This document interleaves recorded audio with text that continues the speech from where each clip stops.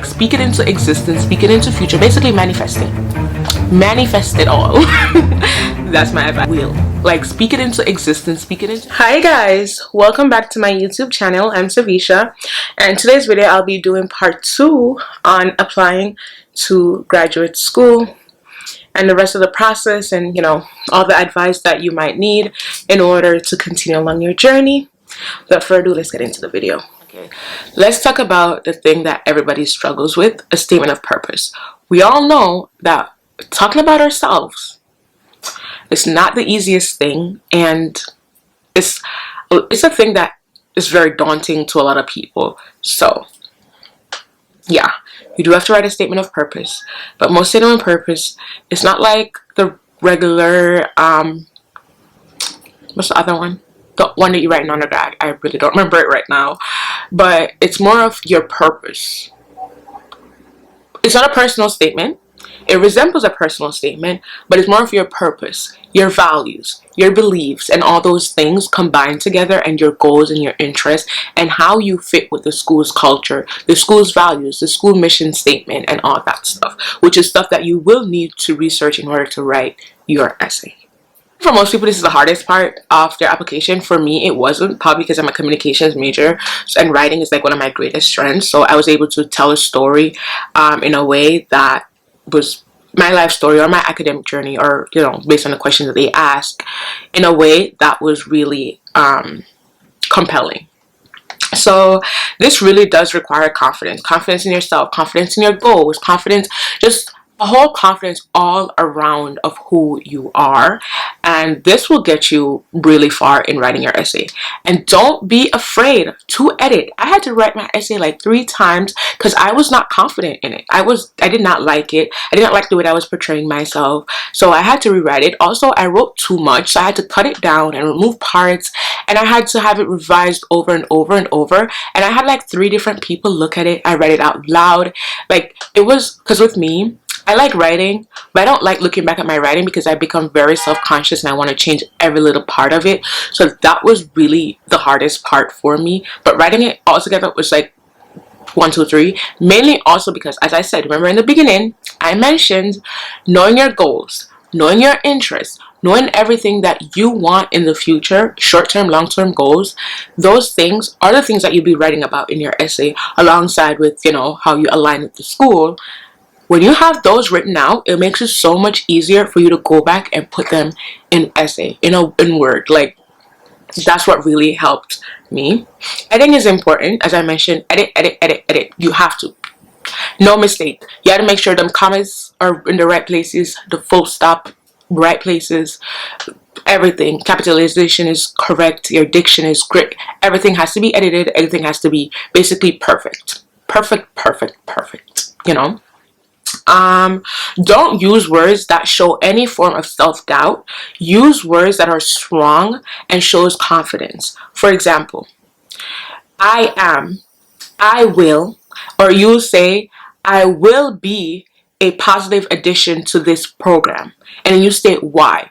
Don't say I would, because that kind of shows like just say I will. Like, speak it into existence, speak it into future, basically manifest it. Manifest it all. That's my advice. Always have an outline. As I said, those goals that you created in the beginning will come back, and those will be your outline. Dig deep within yourself. Think about yourself in a positive light. Think about yourself with confidence. Just examine yourself. Examine your journey that you've taken throughout your academic journey. Every single part, every nit and pieces, every failure, every success. Because you're going to have to use that to your best advantage to get into these schools. So you better remember everything. Also, personality is an important part of a lot of these applications. So you better make sure you got that personality too. Yep. Your personality. Then you're going to need a little personality. You're going to need your professional goals. You're going to need personal goals. You're going to need everything, and you have to make sure that all those align with your one purpose, your one long-term goal. Whatever that goal is, it has to align. So your other schools, who have writing prompts, like NYU and Columbia, they did have writing prompts. For NYU, I had to do 2 writing prompts. One was more about why I fit into NYU, why I belong here, and I could tell why I belong there because I don't. It's NYU. It's NYU. And another was about skills that are needed in my profession as a public relations professional. And with my knowledge of what I know about public relations and what I know about the industry was really helpful.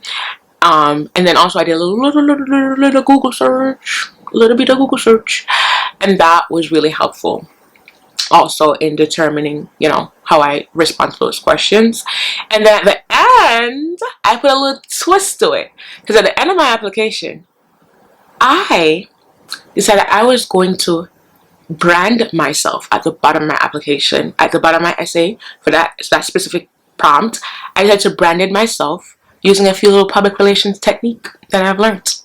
I think that was like a little razzle to my application. Like I said, it just depends on what you're doing, what you're aiming for, and that is all that matters. You don't have to do what I do, but just remember to bring a little personality into it. Don't be stoic about it. Don't just professional. While those are important, they also need personality.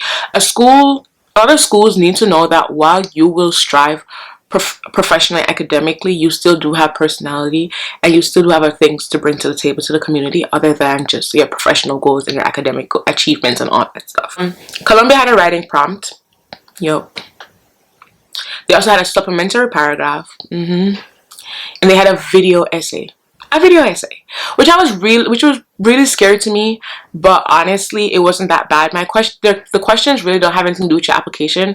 That video essay though, I really think has to do with personality. It's looking at your personality and seeing how you're able to verbally communicate properly. So my question was like, do I like surprises? And I talk about how life is filled with surprises and how I love surprises and how sometimes life takes a turn and that can count as a surprise. So I think with that one, they mostly probably were looking for personality and, how you verbally communicate. They also had a part where sometimes they'll require an interview. So you have to also look into that. Some schools do require an interview, which I know is scary, but sometimes the interview is really just to see how your personality, your academic goals, and your everything just blends in a more verbal way rather than, in a written communications way, because, anybody could, write something down and put it out there, whatever. But how can you tell a story verbally about yourself?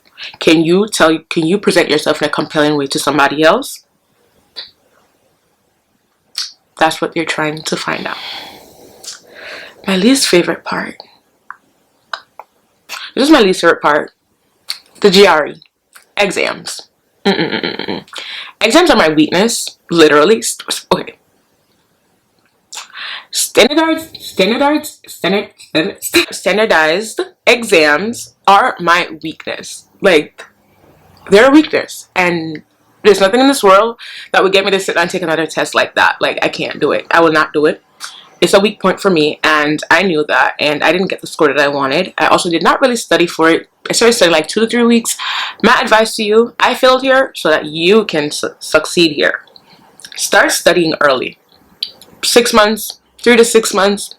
Have a strict study schedule. Abide by that study schedule.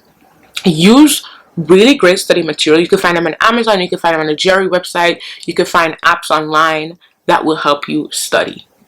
And I think that within itself would be a really helpful tool. If you can afford a tutor, get a tutor. If you can create a study group, get a study group. Whatever it is that will help you to succeed on this exam, do it. You will not be disappointed. It will all be worth it, and just do it. Just do it. Because I failed for you to succeed. So just do it, please. I was there for hours, and I started getting sick because of my test anxiety, motion sickness, because I had to, like a 30-minute ride or whatever to get there. And then it was like a lot going on, and you only get 1 break in the test. And I think I was there for probably like 4, almost 5 hours.